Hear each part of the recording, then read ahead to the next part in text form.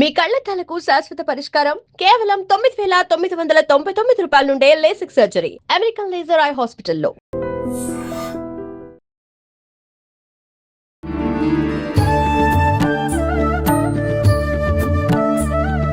నమస్కారం, welcome to I dream. ధర్మ మార్గం విత్ విజిత కార్యక్రమానికి స్వాగతం. ప్రస్తుతం మనతో పాటు ఉన్నారు ప్రముఖ ఆధ్యాత్మికవేత్త బట్టిప్రోలు విజయలక్ష్మి గారు. ఇప్పుడు అమ్మతో మాట్లాడి మరిన్ని విషయాలు తెలుసుకుందాం. నమస్కారం అమ్మ. నమస్కారం అమ్మ. అమ్మ, మనకి శ్రావణ మాసంలో ముఖ్యంగా లక్ష్మీ అమ్మవారి ఆరాధన చేస్తూ ఉంటాం, కానీ విశేషంగా ఈ మాసంలో శివారాధన కూడా చేయటం చాలా శ్రేష్టము అని అంటూ ఉంటారు. మరి శ్రావణ సోమవారాలు 4 వచ్చినా 5 వచ్చినా వారాలు మొత్తం పాటిస్తూ ఉంటారు చాలామంది. శ్రావణ సోమవారాల్లో పూజా విధానం గురించి వివరించండి. శ్రావణ సోమవారాలు మహాదేవుడికి, శివుడికి ఇష్టం. ముఖ్యంగా మనకి సౌత్ ఇండియాలో కొంచెం తక్కువ, కానీ నార్త్ అండ్ ఈస్ట్ ఇండియాలో చాలా ఎక్కువగా కావడి యాత్రలను చేస్తారు. కావడి యాత్రలు అంటే ఒక కావడి కట్టుకో మన కావడి అనేది వాళ్ళకి మనకి ఒకటే పదం, ఒకటే అర్థం.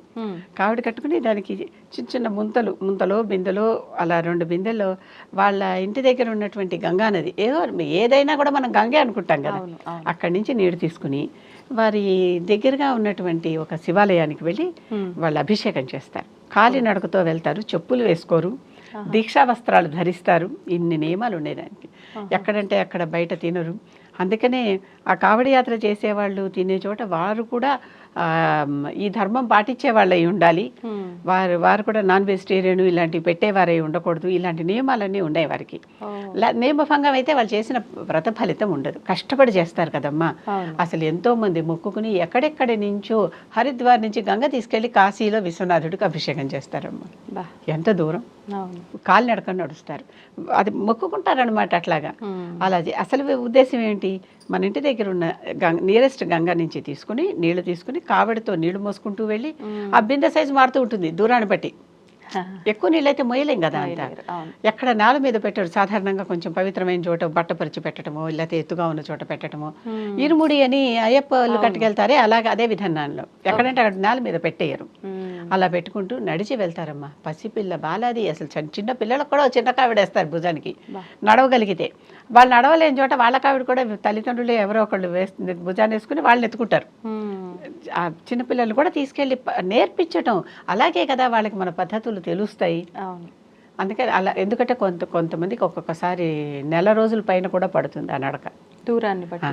ఈ మధ్యన చూశాను, తల్లి తండ్రి ఎప్పటి నుంచో వెళ్ళాలనుకుంటున్నారట కావడి యాత్రకి. తల్లి ఒక చోట, తల్లి తండ్రి ఒక చోట, ఇద్దరిని చూశాను నేను. వెళ్ళాలనుకుంటే కొడుకు కోడలు ఒక కావిడిలో మధ్యలో తల్లిని కూర్చోబెట్టి అటు ఇటు ముంతలు కట్టి కావిడ మోసుకెళ్తున్నారు, తల్లిని తీసుకెళ్తున్నారు. పెద్ద ఆవిడ అయిపోయింది, ఆవిడ నడవలేదు. ఆవిడకి ఈ కావడి యాత్ర చేయాలని ఉంది, చేయిస్తున్నారు. అలాగే తల్లి తండ్రి శ్రవణ కుమారుడు గురించి వాల్మీకి రామాయణంలో వింటామే, ఆ విధంగా తల్లిని తండ్రిని 2 వైపులా బుట్టల్లో కూర్చోబెట్టుకుని వాళ్ళ కలశాలు పెట్టి కూర్చున్నారు. కావడి తీసుకెళ్తున్నాడు. అంటే విశ్వాసం, శ్రద్ధ, భక్తి, విశ్వాసం ఇవే ముఖ్యం అంటాను చూడు.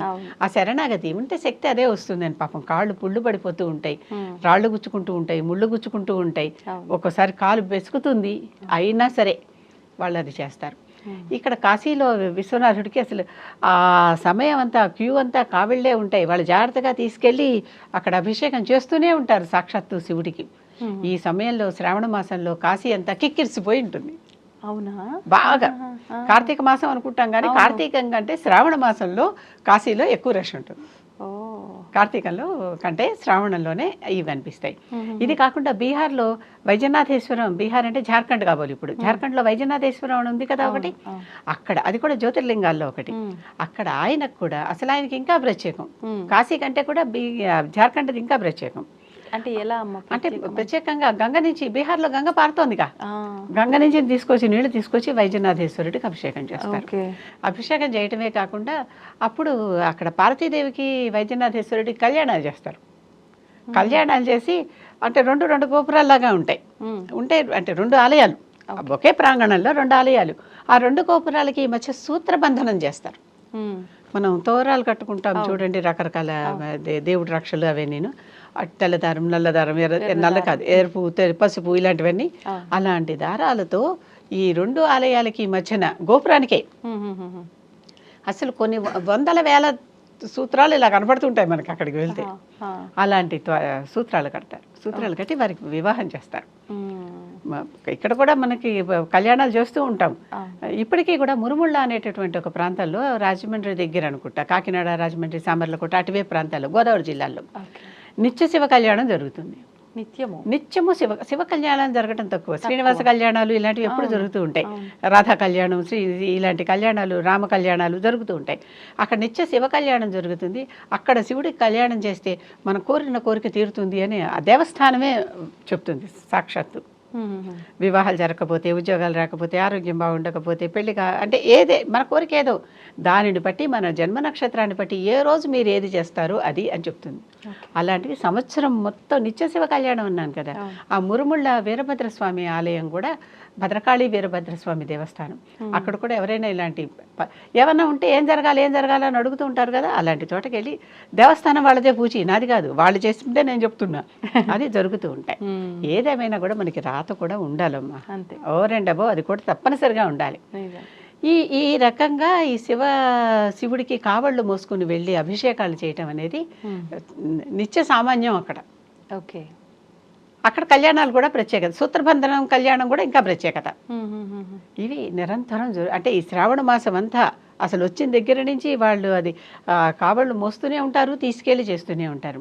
ఆ మధ్యన యోగి ఆదిత్యనాథ్ కూడా ఒకటి ఇలా చేసేవారికి దీక్ష భంగం కాకూడదు కనుక మీరు ఏ ధర్మస్థులో అది చక్కగా దాని మీద బోర్డు ఉండేలాగా కనిపించేలాగా పెట్టండి, అబద్ధపు బోర్డులు పెట్టద్దు, వాళ్ళ దీక్షని మీరు వ్రత నియమాల్ని పాడు చేయొద్దు.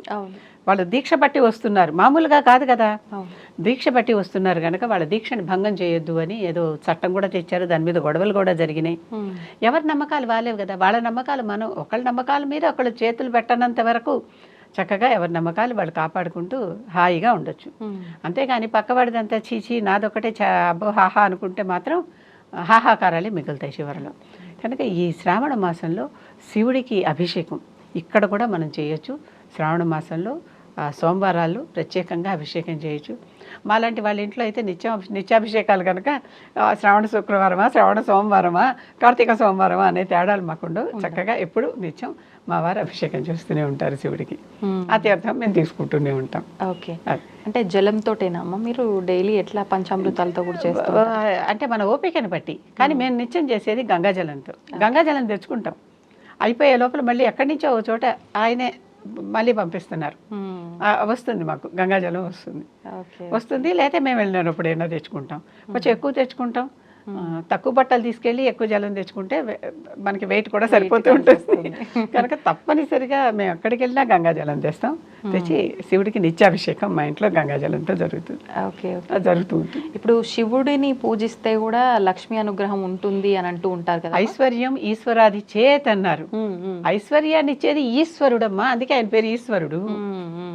ఐశ్వర్యాన్ని ఇస్తాడు కనుక ఐశ్వర్యం కావాలంటే శివాభిషేకం చేయండి, శివుడికి జలం సమర్పించండి, శివుడికి బెల్వం సమర్పించండి, శివుడికి చక్కగా మల్లికా పుష్పాలతో, శ్రీశైలంలో జరిగింది అదే కదా, మల్లికా పుష్పాలతో అర్చన చేయండి. చక్కగా కావలసినటువంటి ఐశ్వర్యాన్ని శివుడు ఇస్తాడు, ఎవరికి ఎంత కావాలో అంత. అంతేగాని తలంటి పోసుకునేంత కాదు, ఎవరికి ఎంత కావాలో అంత.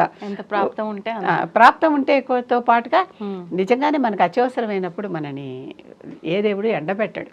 అంతే, అది మాత్రం నేను చెప్పగలను. అవసరాలు నిజంగానే మనకి ప్రాణావసరమైనప్పుడు అది వస్తుంది, అంతవరకు వస్తుంది. అది నేను చెప్పేది. అంతకు మించి నాకు 100 రూపాయలు అవసరం ఉంటే 1000 రూపాయలు ఇవ్వడు, 100 రూపాయలు ఇస్తాడు. అది. ధన్యవాదాలమ్మా. And for more videos, please subscribe to iDream. Please subscribe to iDream. Please subscribe iDream. And please subscribe to iDream. For more videos, subscribe to iDream. please like, share and subscribe to the channel. Congratulations, iDream. Subscribe to iDream. Subscribe to iDream. So subscribe to iDream Media. iDream ki iDream team andarki huge congratulations. Please subscribe iDream Media. Please subscribe to iDream. Subscribe iDream. Please subscribe to iDream. iDream అంటే నా కళల ఛానల్ను subscribe చేసుకున్న నోరు తిరుగుతలేదు, మీరైతే గంట గుర్తు కొట్టండి. For more such videos, please subscribe to iDream.